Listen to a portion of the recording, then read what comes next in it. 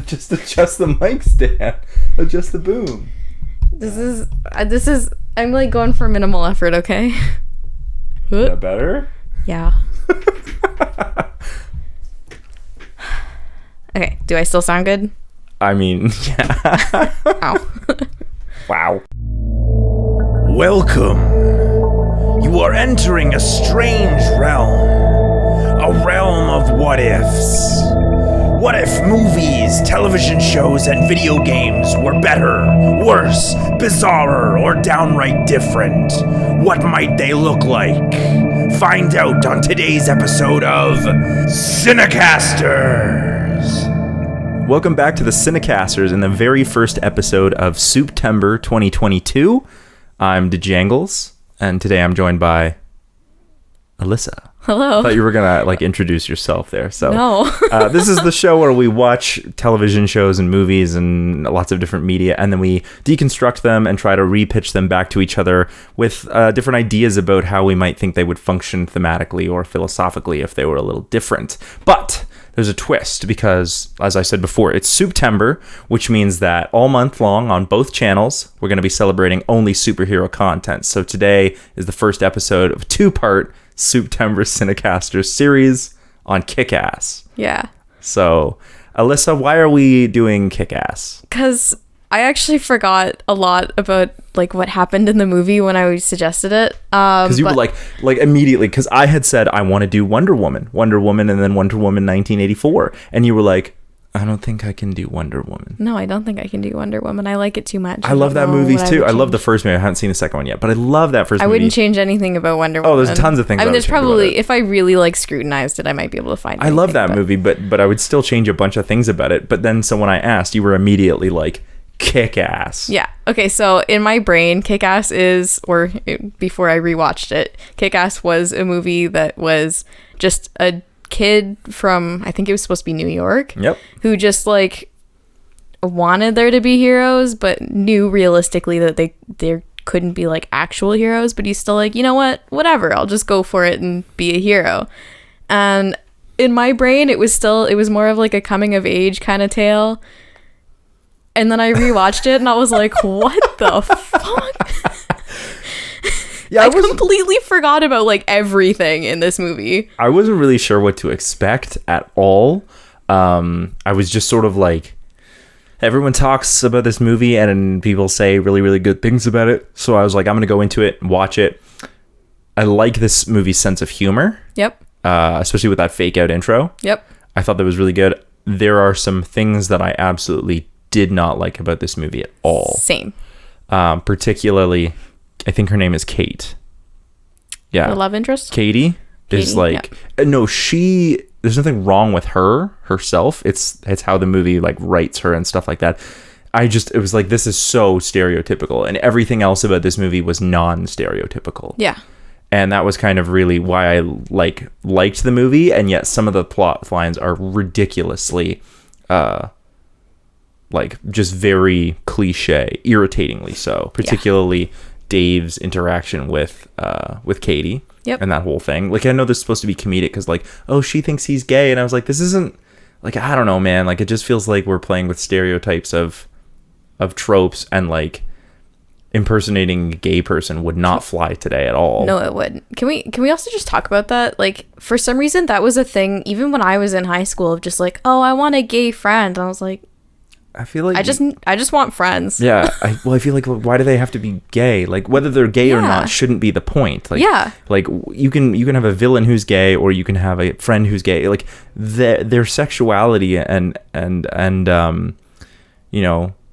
their wants and needs in terms of who they're looking for in a partner shouldn't really matter as to whether they're your friend or not. I know. That's so really reductionist and really frustrating. Yeah. But I loved the sense of humor. I thought that was just so funny.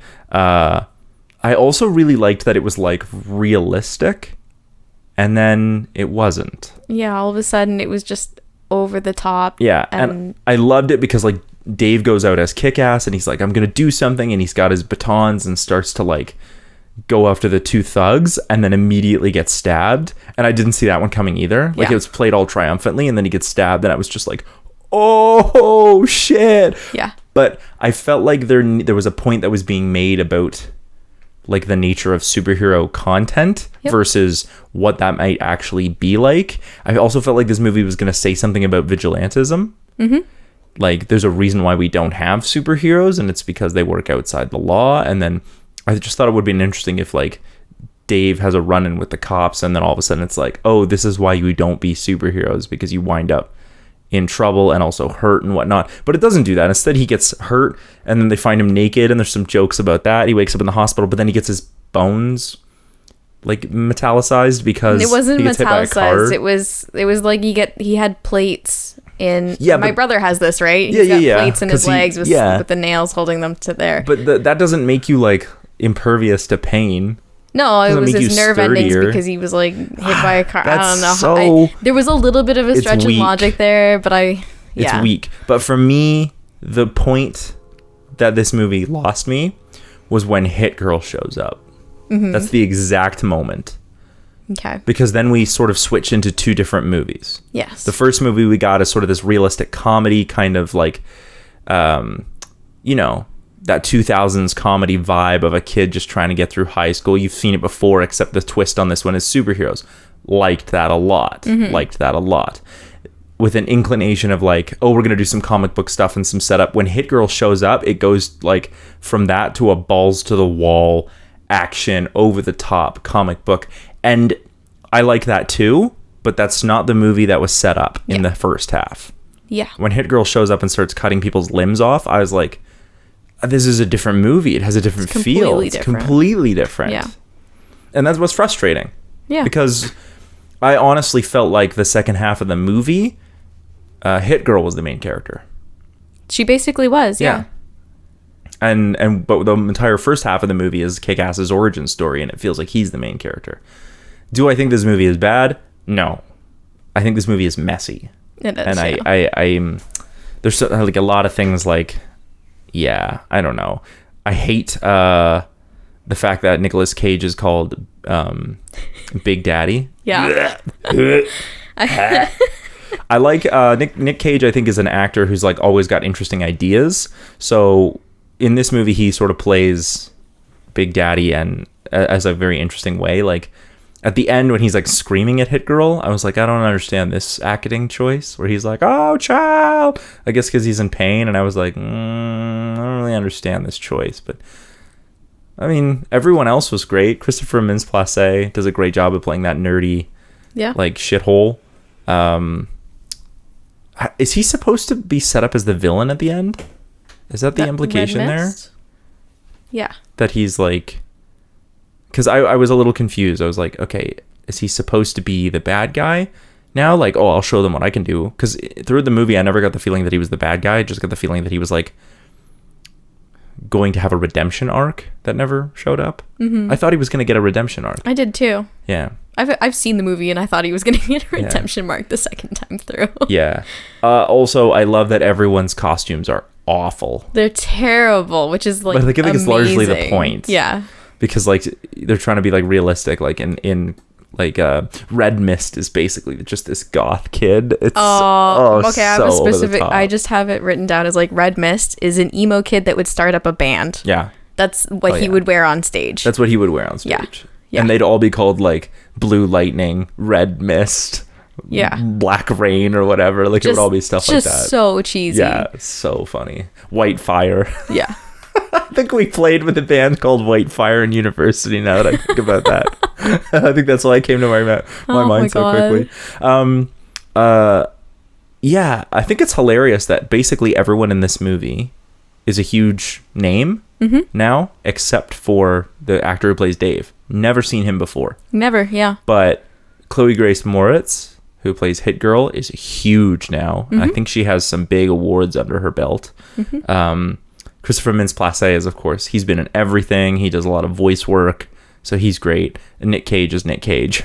And Mark Strong, who plays Red Mist's father. Yep. He's also been in a lot of stuff. The only thing I can think of off the top of my head is Kingsman. Kingsman, yeah. Yeah, but he's also like a very famous actor. I think he's actually a British actor. Yeah. But very, very famous. So it was just interesting that Kick-Ass himself was the one who became not famous. Yeah. So Because I thought he did a great job. he's good. Again, the movie is mixed because the first half focuses so heavily on him, and the second half focuses not on him really at all. Yeah. I mean, the only point that I think really drives this home for him is when Hit Girl's like, I'm gonna go get revenge for my father. Yeah. And Dave has to make a choice where he goes like, I have to, or I'm gonna do this because whatever, because I said I wouldn't stand by. I don't even know. It's hard to tell, but there's clearly a beat there where he makes the choice to put the mask back on. Yeah. After getting the shit kicked out of him. Yeah, I don't know. The scene where he's, I like that they sort of got the media involved. Like there's flip phones and whatnot because it's early 2000s. When is this supposed to take place? It almost feels like it's supposed to take place like earlier than the movie came out. It feels like it's supposed to take place earlier, but it's the tech that they show on screen is like late 2010s. Maybe No, not it's still- 2010s. I mean like It still feels like late like mid 2000s. Yeah. Because they use flip phones, and by 2010 They've got everyone was- iPhones though. Oh yeah, by Some of 2010 them. everyone was pretty much using like touch phones. That was Yeah. the big thing. I got my first phone in 2010 and it was a touch phone. Yeah. So I it was don't like a remember when I sliding. got my first. Mine was like a phone. sliding text. Oh, my brother had one of those. He broke So- it like a month after. Oh getting yeah, it. it was so useless. Yeah. Yeah, but yeah, I don't know. There was some, like I said, there was some funny things in here, but overall, this movie came across. Okay, I think what really struck me about this movie is that I like the transitions. They did a lot of like comic book transitions. I think the reason that maybe we don't remember this movie so well isn't because it's necessarily a terrible movie, because it's not. It just feels like Scott Pilgrim did everything that this movie did, but better. Yeah. Do you know what I mean? Yeah. And you can watch Nate and I did a CineCasters on Scott Pilgrim, but it feels like Scott Pilgrim had the soundtrack. Scott Pilgrim had like the indie vibe, that feel. It feels like a comic book come to life. It integrates comic books into the story. It integrates that video game feel into the story. There's actual like weird magic stuff going on in Scott Pilgrim's though. It's like this hyper realized reality in Scott Pilgrim, or surreality in Scott Pilgrim, that I really like. This, I know it was trying to be like realistic. It just, because it goes over the top with Hit Girl, it loses me. And but specifically, I mean the scene where she shows up and starts cutting dudes' limbs off. Yeah. And I was like, nah, why? This is too much now. My primary issue with this whole thing is that Dave, or Kick-Ass, doesn't actually have any like moral issues with people dying, apparently. And, like, Well, yeah, because he kills people later on. he does right at the end. Like I don't actually think he kills anyone until he shoots the bazooka. Yeah. Or it might have been right around the time where he had the machine guns on the hover. I mean, he's basically craft. just a worse version of Daredevil. Yeah. Except when he starts killing people, because Daredevil doesn't kill people. Yeah. But yeah, there's a lot of that. Like, this movie. I was like, I could tell that he's obviously distressed when Hit Girl first shows up and they first meet, and there's that huge like slaughter. Yeah, he's and then clearly distressed, but he doesn't address it. And then later he's just like, all right, I'm just gonna kill a man. and then yeah, right after that, he's like lying in bed, like almost crying because he just watched a bunch of people get slaughtered. Yeah. But the implication by the scene and the story is that he's like, oh, I'm in over my head, not that I just watched people die. And then Hit Girl and Big Daddy show up, and they're like, we like you because we think you're, stand for the right things. And I'm like, cool, but also why? Yeah. I feel like the movie spends more of its time giving us Kick-Ass, like I said, the origin of Kick-Ass, and then we're really meant to sympathize with Big Daddy. But I also thought they set up something really interesting with how, what's her name? What's Hit Girl's real name? I can't think of her name. I don't remember. Oh, it doesn't matter. When they set her up to be like maybe Big Daddy's lying to her. That I thought was like, whoa, what if she had to deal with? So it's a little unclear as to who I mean, it's fine if you want to have 3 main characters, but instead of having 3 characters with stakes in this movie, I feel like we have 3 separate characters whose arcs don't really work out, right? Yeah. Big Daddy's arc feels the most complete to me, but only because he dies, so and that Hit Girl he gets can take his revenge. Yeah, so that Hit Girl can take on his role, right? Yeah. But she's been like lied to and maybe misled, probably. She's definitely like, we have to talk about questions because she's painted as like, oh, she did the right thing. She's a child soldier. Yeah. There's no two ways about that. Like, She's basically been brainwashed. she's and she's a child soldier, which is fucked up. Yeah. And like, we have to think about the morality of like, how old is Dave? He's probably under 18, which means he's a kid too. Yep. So getting involved in all this, I think it would be, there's like an interesting version of this where like Big Daddy is like a morally compromised person who wants to train superheroes like Kick-Ass and Hit Girl. But it turns out like there's some morally questionable things around he's training young kids because he wants them to believe in superheroes, but he's using that as a mechanism for essentially training child soldiers. Yeah. In my brain, up until the end, he was basically another antagonist. Really? Yeah. Okay, why? Just because the same reasons. I just felt like he was manipulating Hit Girl for something that she didn't even really know about. Her mother died technically before she was born. Yeah. Right? Sort of, but yeah. And so she's getting revenge for a woman she's never met, which I guess like some... A lot of fantasy stories are built off of that. They are, yeah. And he was really like, he was using her, and he taught her how to kill. Like, a parent is supposed to teach you your morals and your like how to fit in to society and whatnot, and he did literally the opposite. Yeah. So he doesn't do a great job of socializing. Socializing her, but also just like, I don't know. I think and the way he's painted too is as this, instead of being morally questionable, he's painted as like, oh, he dies getting his revenge and she picks up the banner, like she takes up his cause, and we're supposed to sympathize with that, but I'm having a really hard time sympathizing with that. Yeah. And that's the latter half of the movie. Yeah. Kick-Ass is pretty much incidental at that point, simply because he's like, he's just the other guy with the mask what's his on name? that they wanted. Damasco? I think so. Frank D'Amico. D'Amico, because Frank D'Amico thinks Kick-Ass did it instead of Big Daddy. Yeah. That's not a good, like, you can do that for like your inciting incident, but then you sort of need to like, I need to feel like if the name of this movie is Kick-Ass, I need to feel like Kick-Ass matters to the story. Yeah. And it doesn't. And I got a way. I think I found a way around that in my pitch. Just a superficial question. Did he at one point in the movie ever connect his foot to anyone's butt? I need to know. No, I don't know. I don't think I saw any like literal ass kicking. I wasn't paying attention, so it's possible that happened. But I think Kick-Ass is more supposed to be not him actually like kicking ass. Yeah. Even in the like sense of I'm gonna kick your ass, like even in that kind of sense. I mean, like, he literally is like kick ass as in like he's amazing. He's kick ass. That's where I think that comes from. Yeah. He literally doodles in his notebook. I know he does. It was really cute. They did a weird setup with him like fantasizing about his English teacher. Yep. Which I'm fine with. It was funny. Mm-hmm. It's a little sexist, but whatever. It's for the jokes, so I'll let it slide. But I felt like that was a Chekhov's gun. Mm-hmm. Like, she's sort of set up as this character, and then they don't do anything with her. And I was like, okay, but why then?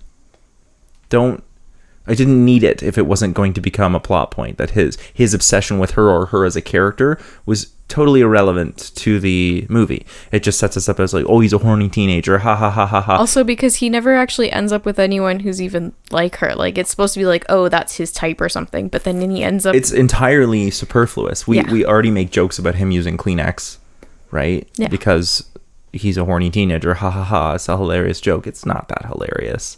I think it's pretty normal, actually. Yeah. I don't know. I mean, I wouldn't know. I'm not a dude, but I can assume. Yeah, but that doesn't mean females don't actively masturbate. Like, We can't make a Kleenex joke. No, you can't make a Kleenex joke that way, but you could make other jokes. Alyssa's uncomfortable. Yeah. I just think like it's funny, but it's so very like that era of comedy's humor.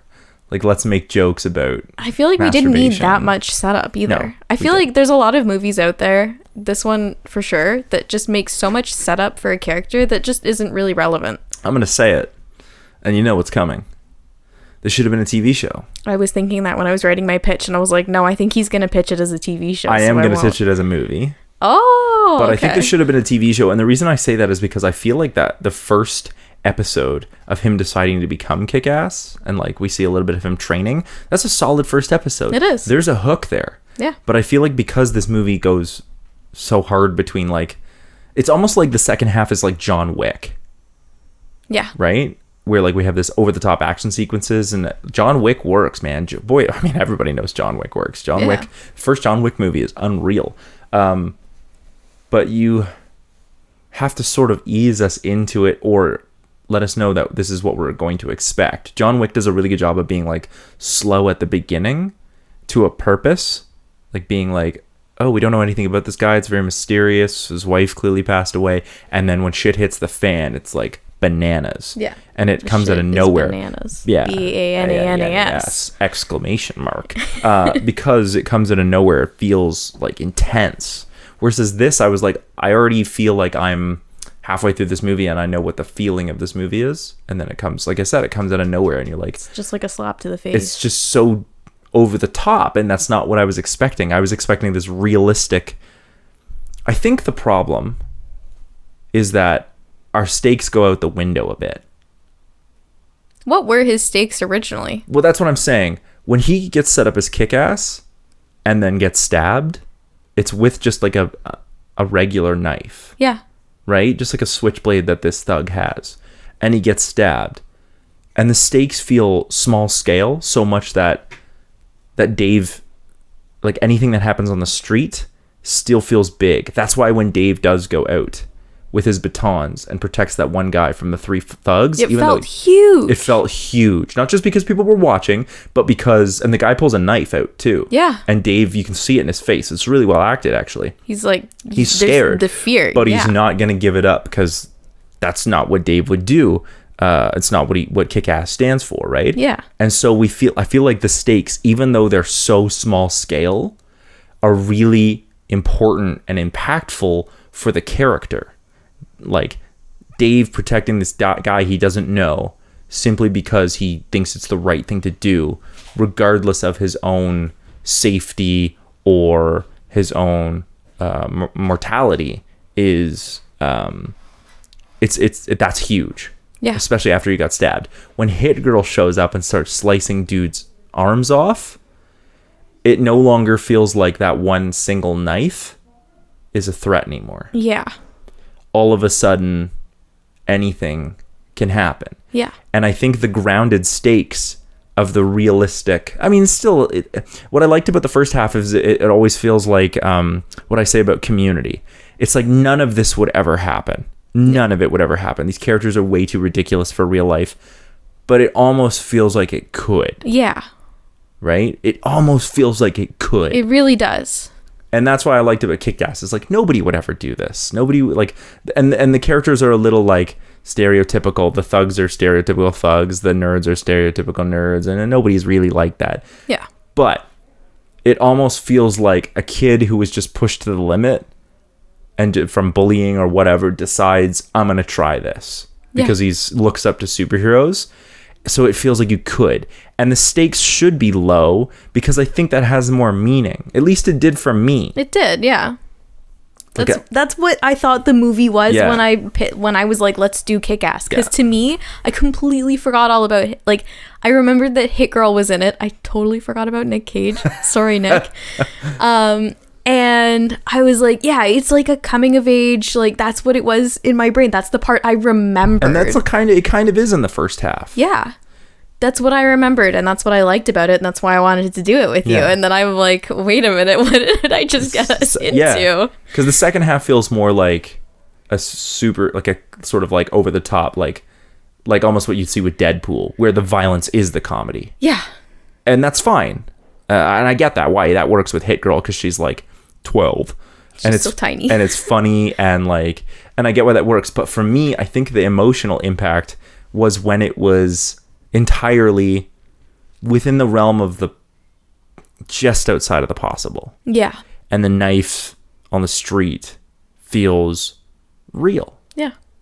And that felt really good. Like, I think it would have been if we'd set up, like, if we kept with the knife thing, and then all of a sudden, what if Kick-Ass gets set up on this whole gang thing, right? Yeah. I'm not talking about, like, conspiracy theories or anything that happens in the movie. I'm just, maybe he gets caught in the middle of this gang war, right? Yeah, just... And eventually, like, in the finale, he's, you know, getting his ass kicked, and somebody pulls a gun. Then it's, like, huge. That's again, like it's another you could talk about gun violence. You could talk about you know, just tons of stuff around how violence works, and you could talk about race as well, because all the main characters in here are white. Yeah. Right? And gun violence is huge in America for African American communities. Yeah. And I'm just thinking, like, so we've set up this knife thing this entire way here. I'm just pitching off the top of my head. Somebody in this fight shows up with a gun, and all you need is one. You know what I mean? That's all you need, yeah. Like, these kids just like all you needed in that first fight was one knife. Exactly. And it changed the entire dynamic of what was happening. And you could see the fear, and Dave stood his ground. Yeah. Some kid, you know, foolishly pulls a gun, and somebody gets shot. Yeah. That immediately, the gravitas, the way you could play that scene when that person pulls the gun, boom, change the entire dynamic. If Kick-Ass was winning, now all of a sudden it's like that single moment, that single shot, depending on how you shoot it, changes everything. Changes everything. The whole dynamic changes. And I would think it would be really, really interesting to see how the other people, like other gangsters, for lack of a better term, would feel about that. If all of a sudden this one kid, 'cause I'm assuming they're all like street thugs, so they're younger kids in high school or you know, university age, who are just on the street, because I think that just makes more sense for the scale of the story we're trying to tell, like late teens, early 20-year-olds. And this kid pulls a gun, and everybody is like, whoa, because all of a sudden shit goes from 0 to 20, right, not to 10 to 20, because now somebody brought a gun. Mm-hmm. So now we're not just talking bazookas. Now we're not just talking about, and I'm talking about a handgun. Yeah. And somebody is we're not just talking about like stabbing someone. We're talking about like, in the right hands, somebody's going to die. Somebody in that alleyway or whatever is going to die. And then when somebody does get shot, I don't even think it should be Kick-Ass. I think you should just get one bullet off, and all those kids would like be like, oh, they'd fuck. Just scatter. They'd fucking scatter, right? And I wouldn't even care. Like, I wouldn't even want someone to die from the gunshot. I just want somebody to get hit, maybe even Kick-Ass, just to be like, whoa, this changes everything. Yeah. Right? And this is why, like, I don't know. And people would be like, oh, Andrew, you're like just doing a whole thing for like gun violence. And I'm like, but for the character, the stakes would be huge. He's just a high school kid. He is. And that's what I think the beginning of the movie spends so much time with. And it could still be a comedy, but you have to have that moment when the gun comes out and everybody goes, oh, fuck. I think that it would also be very real, because when he goes into his school at the start, like the first time that he walks into school. Yes, I didn't even think about that. There's a security guard. I didn't even think, and everybody who goes in gets checked. Yeah. Shit, I didn't think, I assumed that was just so real. Yeah. Right? I just assumed it was because they were trying to world build, because their version of New York doesn't feel like a quote unquote real version of New York. Yeah. I'm certain there are schools in New York that do have checks like that. Yeah. It just felt like they were trying to set up this universe as like a one that is uncaring, one that like a universe where high school kids can get mugged for their money and wallets, and some dude in a window repeatedly. Will just watch and do nothing about it, right? Yeah. So I felt like that walking in was world building. But you're 100% right, man. That's why those like security checks are there at schools to protect all the students and teachers and all. Yeah. And like now you have to like, that's huge. Like, what are you gonna do when they're not kept safe by a security guard when they're outside of the school. Yeah. So. Man, I kind of wish Kick-Ass was, like, the character was black. Yeah. I wouldn't change anything about the story.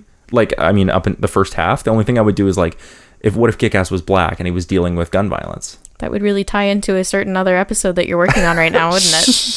It's not out yet. Spoiler alert. It doesn't come out until... Oh, no. I didn't spoil what we're talking about, though. Yeah. It'll be out, if you're wondering what, the episode of This Is a Thing I'm Working On will be out on Thursday. And it ties into this idea. But, I honestly, I think, like, even right there, just talking about the idea of a gun, like, that's a solid pitch. I wish I'd thought of that beforehand. Because I'm just, like, just talking about the knife versus the gun, like, those kind of small scale stakes. Or even just a punch versus a knife, like at the start of the movie. Yeah. Yeah. But those small scale stakes for Dave make a huge difference. Yeah. Versus once Hit Girl shows up. He's not really dealing with anything big, right? But once Hit Girl shows up, she cuts off dudes' limbs, and then there's a dude behind her who's gonna like kill her, and he just gets sniper rifled by Big Daddy. And it's sort of like, yeah, sniper rifled by Big Daddy sounds like a euphemism, and I hate myself. I wasn't going to say it, but I'm glad you did. Yo, do you see that guy get sniper rifled by Big Daddy? So I think in the second half, if I wanted to make the second half work as a movie, I think you'd have to almost even start it with Kick-Ass doing that whole like, yep, that's me. You know what I mean? And be like, I'm getting my ass kicked, and then have Hit Girl come in, and have like all this blood and whatnot, and then have him be like, how did I get here? And then we'll rewind. Show us how he got there with a much faster setup, so that we know what to expect. Much faster setup. Show us that scene again, but do it from like another angle or something like that, and then we can pick up where it's sort of like Hit Girl and Kick-Ass are two main characters. That makes me feel better about that. But then the tone feels good. We know what's happening. Yeah. So yeah. Because then it really does feel just like a kid who got in over his head. Yeah, but we know that the tonality of the movie is going to be like guts over the top and guns and blood and it's that kind of comedy. Yeah. Yeah. Well, you know what? They did kind of lead us in with that right at the start with the guy jumping off the roof. That's a different kind of comedy, though. It is. It's dark humor, which is what I came for. But it does, because it's all done in voiceover, I was like, oh, I like this sort of fake out intro, but then it's like very like, we're clearly not going to see anyone fly. It's almost telling you, because this guy jumps off the building and dies, and then and you sort of are like, oh, this is not that kind of superhero movie. Yeah, this is clearly like a much more realistic, nobody's going to fly, there are no superpowers kind of movie. And yet when we get that over the topness at the end, it feels very contrasted with sort of that setup that we got, where it was like, yeah, we're gonna have humorous moments, but we're also now gonna have this over the top slapstick violence that comes out of nowhere. And I'm not saying either version are better or worse. I'm saying I came for the low stakes superhero. I did too. That isn't to say that I wouldn't have liked a high flashy octane, beat 'em up in the vein of John Wick, but it's not what I came for. Yeah. And I did feel disappointed by that shift. Yeah. Especially because, I was invested the first half of the movie. Yeah. And I think if I went, this is my first time watching this movie. If I went back and watched it, I might know what to expect and be like, okay, Andrew, you have your first half of the movie, which is a slow sort of realistic burn building up to the second half of the movie, which is a very different feel tonally. Mm-hmm. And both of them are fine. I know which one I prefer at this moment. I'd have to rewatch it. So yeah. Should we get into some pitches, or is there anything else you want to? Before we do, I was just curious, because I think that there were supposed to be quite a few like homages to other superhero movies previously. So one that I thought that I caught, you can correct me if this doesn't seem right to you, but when Dave goes to talk to Katie? No, what's his name? The guy who Red Mist before he is. Oh, I can't remember the character's name, but Red Mist. Before he's Red Mist. In the comic book store, and I was like, yeah, okay, I see. This is going to be like a nice budding friendship, and then it immediately gets shut down, and it turns out that guy's dad is like the main villain of the story. I was like, okay, we just shut down like a Spider-Man arc. Yeah. right? Yep. So like there's no Spider-Man arcs in this. So But- like were there any others that you caught? Because I was the only one that I 100%. actually really caught. Christopher Mintz-Plasse being like the this like rich kid, is like Harry, but you could also think of it as like Batman. Yep. Um, because his dad. Yep. is like Bruce Wayne, very very rich. Then Big Daddy is clearly designed to look like Batman. Yes, he is. Actually, will say that the color work on the costumes is very nice. It's every character is easily associated with a palette. Hit Girl is purple, Big Daddy is black, Kick-Ass is green, and Red Mist is red. And so their palettes like are clearly designed to be like flashy and over the top. I liked that a lot. Yep. It's good. It's good like costuming, like color theory and costuming, which I'm a big fan of. Of course. I think it's a great way to like distinguish your characters really, really, really well. And you'll see lots of shows do this, from other superhero shows to anime sometimes does this. I'm thinking particularly of Worokoi, Love is Hard for an Otaku. Each one of those characters is associated with a color, and even though they're supposed to be like, they look like Japanese people, but their hair colors are tinted the color that they're associated with. Same with My Hero Academia. Yes. Yeah, they all have different colors that they're associated with. Yeah, and that's actually heroes. Too. Yeah, that's Same actually thing. heroes as well. Yeah. Within their world, like they don't see like the green or the pink within their hair color. Yeah, that's done as like a way to like stylize the character to show like, oh, you do have like pink hair, even though the character, if they were real, does not have pink hair. Yeah. So yeah, which I liked. In this version, it's just done part of the costumes. I think there's also like just the kid growing up in New York is supposed to be like a little bit like Spider-Man. So yeah, I think the homages were not like overt, other than Big Daddy being Batman. I also, sorry to cut in, the other one that I was thinking of too is the origin story is a little bit like Captain America, where he's, just a kid tired of getting beat up, but ready to stand up for himself. Like that sort of like story comes up over and over and over again. I see this movie as like a bit of a love letter to just superheroes in general. Oh, yeah. But trying to be like, what would it actually be like if this shit went down? Not just like realistically with the knife we were talking about, but also like the over the top violence. Like that's just not what it would be like. Yeah.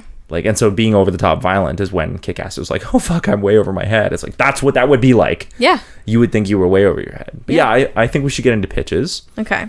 How are you feeling about your pitch? I have mixed emotions about my pitch. I am actually really disappointed I didn't do the gun thing now. Oh, no. Like, really disappointed. But I think my pitch is okay. So where are you feeling? What do you want to do with this? You want to go first, or you want me to go first? I'll go first. Okay. Because again, I did mine by diction, so it's a little bit of a disaster. The ending, as I was telling you this morning, I was just finishing up my pitch before coming here. Yeah.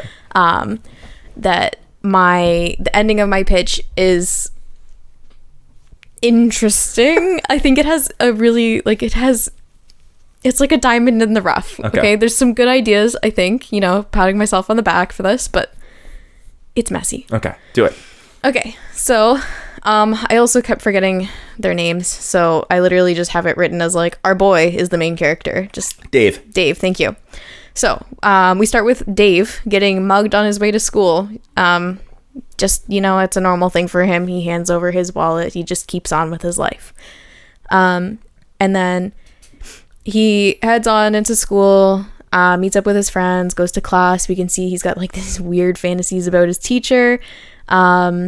And also about the girl that he likes. And that's kind of pictured in that same way that they did the first fantasy with the teacher. Where it's like with Katie? With both of them. Oh, okay. Yeah. So it happens twice. Where it's like this like weird thing where it's like the focus shifts and it's just like she comes up and she's like, don't think I didn't notice you, like whatever, right? Yeah. And then like there's another one that happens with Katie. And then, something usually kind of snaps him out of it and he just carries on like regular day-to-day life. So after school, he heads to the comic book store with his friends, and one of his friends is kind enough to buy him a comic because he doesn't have his wallet because he just got mugged earlier that morning. And as they head out of the comic book store, they're chatting in a parking lot and they get mugged again. And they take the comics that they bought, they take their wallets, everything. And so Dave sees the same thing. There's a person in the window just watching, and he's like, God, this is so annoying. Why do we keep getting mugged? Like, we're literally just trying to live same as everyone else, right? So he goes on that little spiel about heroes and wishing they were real, or, you know, why hasn't anyone tried to, you know, act even in like the way of a hero or whatever. He gets basically like called stupid by his friends, and they just carry on and go home, but like in a joking way. So we get another daydream moment as he's about to open the door to his house, and he imagines seeing his mom greeting him and asking how his day was at school, but then when he really opens the door, no one's behind it. He heads upstairs, empties his backpack, and later his dad comes home with takeout for dinner. Oh, damn. Because he doesn't have a mom. Yeah. So after dinner, he heads up for bed and lays there for a minute before getting up and getting his laptop. He pulls up an online store and orders himself something that looks like a super suit. Nice.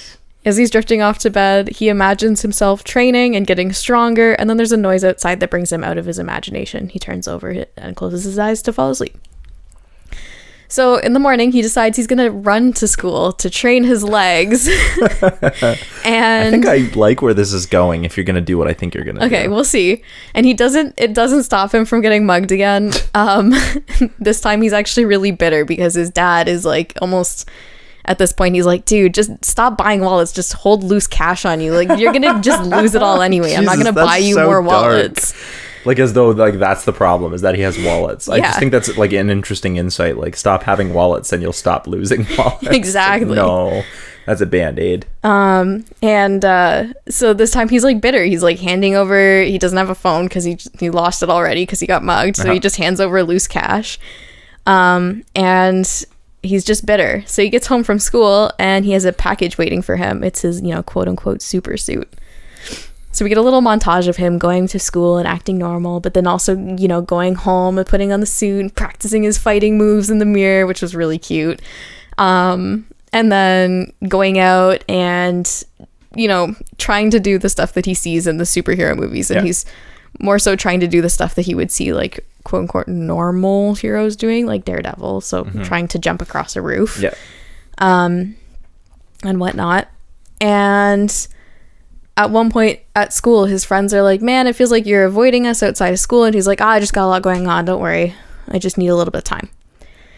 So after a little, you know, short montage of that, he feels ready enough to start his crime fighting, and so he begins by, you know, quote unquote patrolling the parking lot where he always gets mugged, and he finds the muggers trying to break into a car. So the scene is basically the exact same. He gets stabbed, gets hit by a car just for good measure. So while he's out of commission, we switch over to the bad guys, which is the guy running the mob. What's D'Amico. Frank D'Amico. And he's, you know, disguised as a successful lumber selling businessman, and we find out that there's like a masked man running around and ruining their operations. And we also see that they're very brutal to the people who they think are slighting them. So the mob boss's son, who happens to be the same boy from the comic book shop, and who, because again, same thing happens. Yep.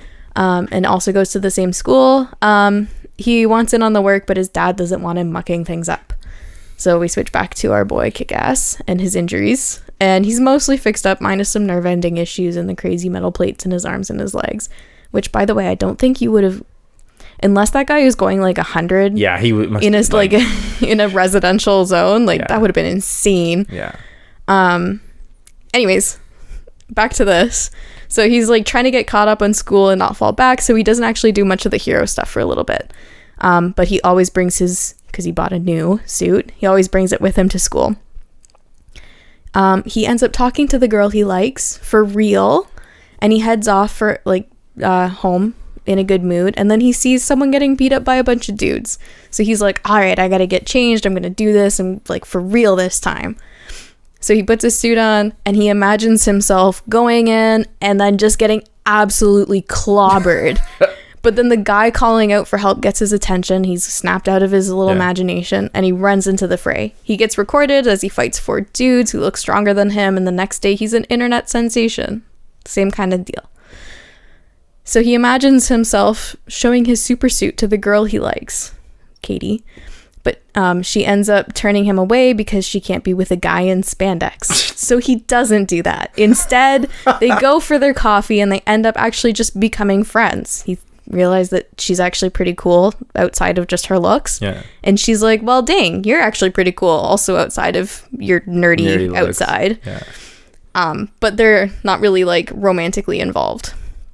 So his other friends, his 2 friends, are feeling really jealous that a cute girl is stealing their buddy. But, you know, what can they do about it?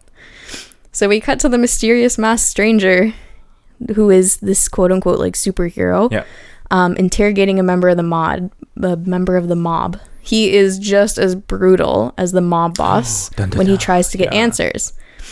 There's a knock on the door after the man is dead. It's a girl dressed up in a suit of her own with 2 mugs of hot chocolate. And she asks how the job went, and she also asks, has he seen the video of Kick-Ass? And she's like, I want him as my sidekick. She's like this little girl. She's like, I want him as my sidekick. Yeah. So we go back to Kick-Ass. He's just hanging out trying to find someone's lost cat because, you know, there's not always a lot of crime to fight. And suddenly he's like knocked out by the young girl who is like, I want him as my sidekick. So he wakes up in a room he doesn't recognize. The mask is still on because, you know, these guys are heroes. They, you know, respect the rules. Yeah, integrity. And the mysterious masked man introduces himself as Big Daddy. I didn't know how to change his name. And then he asks what Kick-Ass's intentions were when becoming a supposed hero. And Kick-Ass says something profound like, I just didn't want to be someone who let bad shit happen anymore. Yeah. And Hit Girl is like, that's nice. Listen, you want to be a hero? We're trying to take down the mob. Become my sidekick. And he's like, whoa, no. Like, that's way too dangerous for me. I don't want to do that at all. Also, why does this little girl want me as her sidekick? Yeah. And Big Daddy says something like, well, you should change your name to Half-Ass because you're half-assing your job. Oh, snap. And then obviously Kick-Ass takes offense and they fight. He imagines, you know, because he just got that confidence boost. He imagines himself beating them, but then he gets like punched to the face and he like in one hit. Knocked out. And he's like, yeah, he gets his ass kicked. So Hit Girl says something along the lines of like, well, we can train you, but we want you to do work for us. You're going to end up killing yourself or getting someone you love hurt because the mob is everywhere. They actually have ties with the guys that you beat up in that video. Dun, dun, dun. And he's like, well, shit, I guess I gotta take you up on your offer. So then we get another training montage, obviously. And we can get a suit upgrade where he's got like bulletproof stuff added to his suit and like little gadget pockets. Like just really cheesy. Yeah. Like it really upgrades his cheesiness level. And then he goes about the rest of his week doing what he would normally do, and then he gets called on to help Big Daddy and Hit Girl. So what he wasn't ready for, though, was that Hit Girl and Big Daddy are not afraid to kill who they fight, and suddenly he's just like, shit, this is bad. Yeah. He's like, they know about him, they know about his family, and he's working for them now, and he doesn't want to work for them now. While all of this like training montage stuff was going on, the rich kid at school also befriended him. And because they were like put together for a school project or something, and he's like, oh, you've been hanging out with Katie a lot, and like we're pretty cool friends, like, you know. And it's like he's getting a new friend group.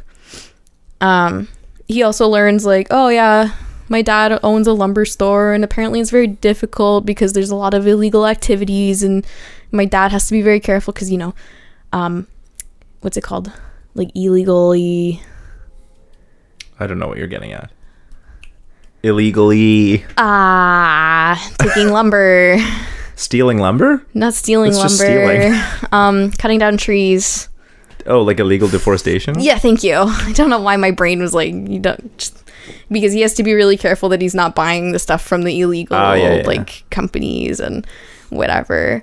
And so he's like, that's basically why he's got, you know, guards around him, is because he's like, what if someone is upset that they're not doing business with him? But really it's because he's in the mob. But it's actually because he's in the mob. And we know that, right? Yeah. And so Kick-Ass is like, oh, that really sucks. And so Kick-Ass himself, like, as his hero self, is like, oh, I guess I should keep an eye out for this guy whenever I'm out, right? Just to make sure that nothing bad happens to him. So then later... I'm just looking at this. Hang on. Because it's probably this ridiculous at the bottom. There's like 3 paragraphs and they're all each one sentence. So basically the next bit is just him, like Kick-Ass, learning how to be a better fighter for real. And then, you know, his new friends are so cool and he's living almost like the high life, even though it's just high school. There's like a lot of jealousy with his old friends at school, as he like struggles to, you know, manage both friend groups and being a superhero. Okay, so I'm just gonna totally go away from my phone now because this next part is like a huge crazy thing. So I wanted it to be that at the end there's almost like a one-on-one fight. Okay. Where like groups, obviously. So it's Kick-Ass on his own against both the mob boss and Big Daddy and Hit Girl, and then Hit Girl against, like, it's just they're each their own entity fighting each other. Why is Hit Girl fighting against Big Daddy? She's not fighting it, but eventually she gets to the point where she like realizes that what she's been doing is not socially okay, and she's like, why did you do this to me? And she does end up kind of siding with both of them, where she's like, I'm not going to attack either of you, but I am going to attack the mob boss because obviously he's evil. And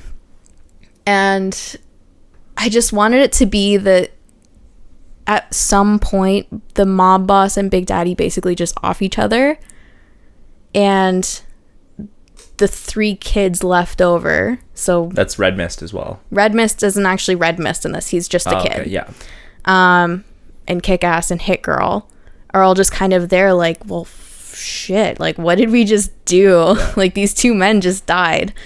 And Hit Girl is like, I don't even know what, like, I gotta sort out all these emotions because, you know, he was my dad, but he also brainwashed me to do bad shit. And then Kick-Ass is like, yeah, but people just died. Like, so he almost like converts her to being like, this is not okay. And I didn't know how to word that, so that's why I'm away from my phone, because it's like just this disaster. But I also wanted it to be that there's like a little bit of a redemption for Kick-Ass's friends, or for Dave's friends, where like they find out that he's Kick-Ass and do something helpful for him. I don't know. Maybe you can help me think of something cool to end it on. I can't think of it off the top of my head. We'll see. The ending part was so hard because this felt like such a really cool movie, and I didn't want the climax to be that big, but I also didn't want it to be like just like, and then it ended. You know. But so what are you gonna do about Red Mist? Because I'm assuming he's set up for the sequel. Because we're gonna do the sequel. So we'll figure it out. Oh, okay. You have no idea. I have no idea. Because I have our theme for the sequel that I think I want to explore. I have no idea what this sequel is about, but I have a theme that I set up a little bit. The one thing that I really wanted to keep up with all throughout my whole movie was this point of like imagination kind of going along with Kick-Ass's confidence. Because that first scene where he's like, or that first scene in the actual movie where he's like daydreaming about his teacher. I was like, you know what? Aside from the content of what that was, it's an interesting I actually idea. really like that idea because I've seen like an indie movie that does something similar. I can't remember off the top of my name what it is, but I thought the direction you were going to go with that is like, so Dave's life continues on just like as it is, but he keeps like imagining himself doing this superhero stuff, but none of it's actually real. But you never tell the audience that. Like, so there's constantly like this question as to whether he's just imagining the superhero stuff and the real world stuff like is is like actually happening, and so like we could have had like a descent into like not a descent into madness, not into madness, like into his imagination, where the fame that Kick-Ass had, was it real or was it not? That's right? what I'm saying. Like it's where it's basically like the reason like he gets his ass kicked or something like that, or is in a huge fight and then shows up to school the next day and there's like no bruising. Yeah. But you don't tell the audience this. You just set it up purposefully at the beginning that he suffers from, I don't want to say suffers from, but that he has these like big imaginations, sometimes about sexual things, sometimes about like other things, like about his mom coming in, and about like him clearly like imagining being a superhero. And then from then on, that's like 5 things in the setup, 5 different things he's imagined in the setup, and then from then on, whenever he does the superhero thing, it becomes very ambiguous as to whether or not that's actually happening. And nobody figures out that he's Kick-Ass because it's all in his head. I like that idea so much more. Maybe.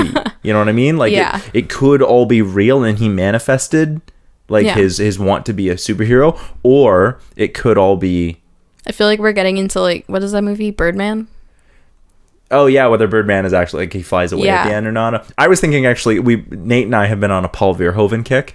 I was actually thinking more along the lines of like the way Paul Verhoeven would be like, is he a superhero? Is he not? And the way like the media would portray superheroes, because Paul Verhoeven likes to like do this whole thing where you're like watching the thing watching you.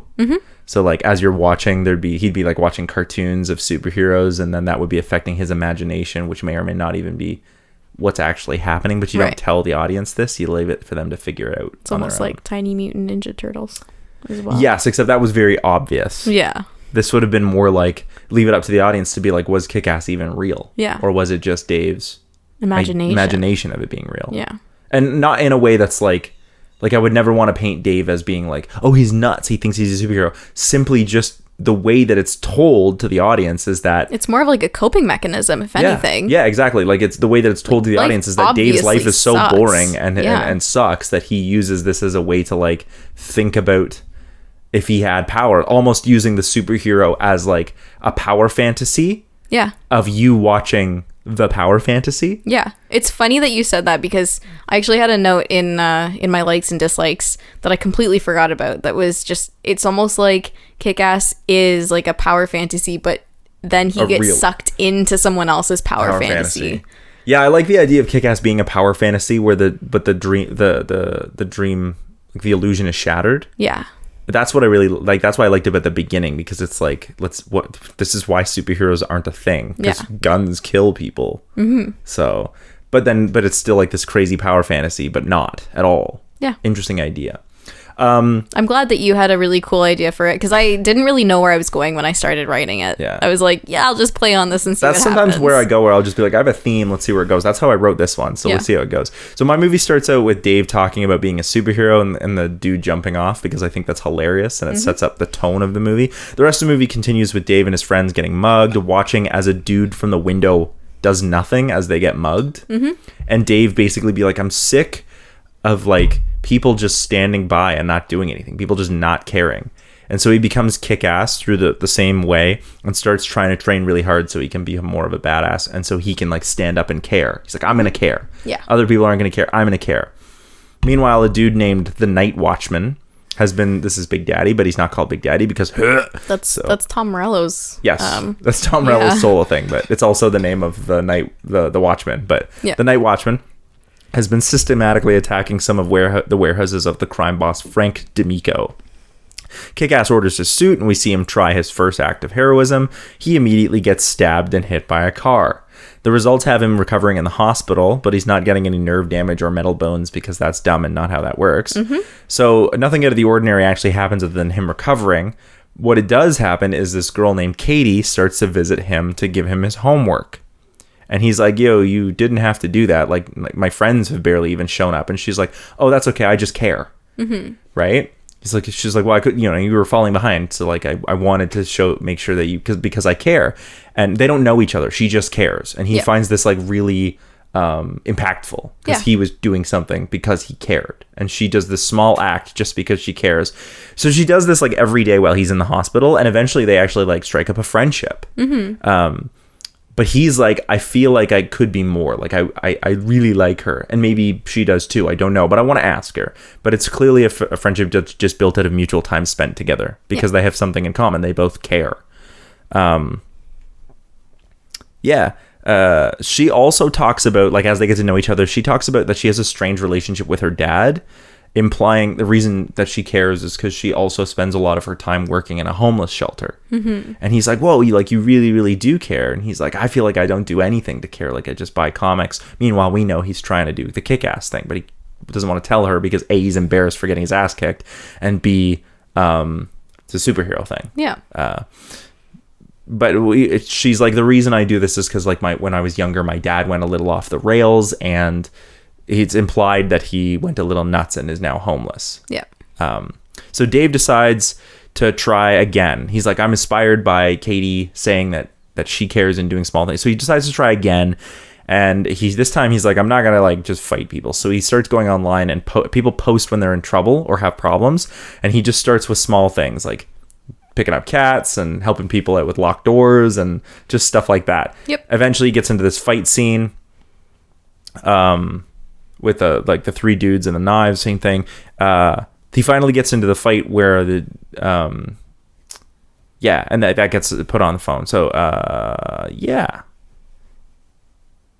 he still takes some hits, but same thing happens. It all gets posted online. So the Night Watchman is a lone man still trying to figure out a way to take down D'Amico, but he does start to notice Kick-Ass, and he keeps an eye on him. But Kick-Ass doesn't notice this yet.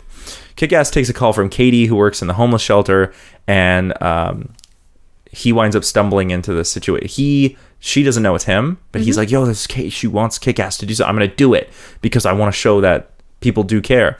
He stumbles into a situation where he's dealing with drug dealers, but the Night Watchman shows up and saves him before shit can go sideways.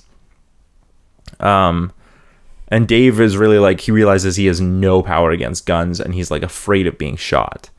Back at his place, the Night Watchman tells he brings Dave back to his place. He's like, the Night Watchman tells him like, what you're doing is noble, but you should leave it for the professionals. And Dave is like, I don't know, like, I don't want to get into stuff like that, but I can't just not do something. I have to care because nobody cared when I was getting jacked, so I got to be the one to care.